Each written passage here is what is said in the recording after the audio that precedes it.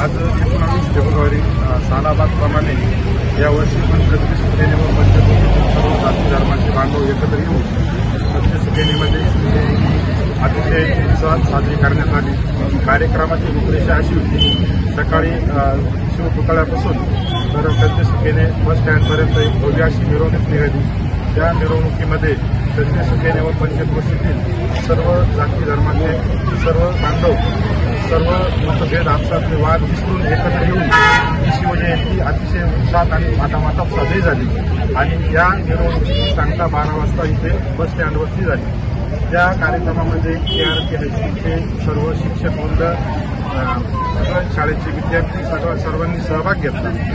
त्याच्यानंतर इथं कार्यक्रमाची सांगता झाल्यानंतर शाळेच्या विद्यार्थ्यांनी कार्यक्रम सादर केले आणि कार्यक्रम संपल्याच्या नंतर संध्याकाळी हरिभक्त पारायण संग्राम बापू भंडारे यांचं शिवचरित्रावर व्याख्यान होणार आहे आणि त्याच्यानंतर शिवाजी महाराजांची आरती झाल्यानंतर मोठा फायर शो हा इथं करण्यात येणार आहे।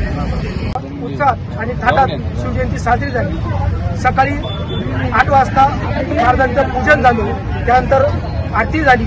आरतीनंतर भव्य अशी मिरवणूक, या मिरवणुकीत माता भगिनी आणि लहान मुलं, शाळकरी मुलं आणि सगळे युवक आणि सर्व ग्रामस्थ सहभागी होऊन एक 12 वाजता ही थाटात संपन्न झाली।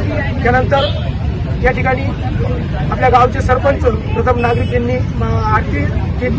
आरतीनंतर संध्याकाळी 6:30 वाजता आपल्या गावातील आदर भूमिपुत्र जे आपलं भूषण संग्राम बापू भंडारे ते या ठिकाणी संध्याकाळी व्याख्यान करणार आहे 6:30 वाजता। त्याचं व्याख्यान झाल्यानंतर एक महाप्रसादाचा कार्यक्रम होणार आहे। तर हे आदर्श सुक्यांचा आदर्श पंचकृषीतील लोकांनी किंवा सर्वांनी घ्यावा। तर आमच्या गावात एकही बी अध्यक्ष नाही, खजिनदार नाही, कोणीच नाही, सर्व अध्यक्ष, सर्व उपाध्यक्ष, सर्व कार्यकर्ते या पद्धतीने आमची शिवजयंती जर सालाप्रमाणे साजरी होत राहतील। आपण सर्वजण या ठिकाणी ग्रामस्थ उपस्थित झाले आणि त्याबद्दल मी सर्वांचे आयोजकांतर्फे शिवजयंती उत्सव समितीतर्फे आभार मानतो। आता जय शिवराय। आज 19 फेब्रुवारी छत्रपती शिवाजी महाराज यांची जयंती।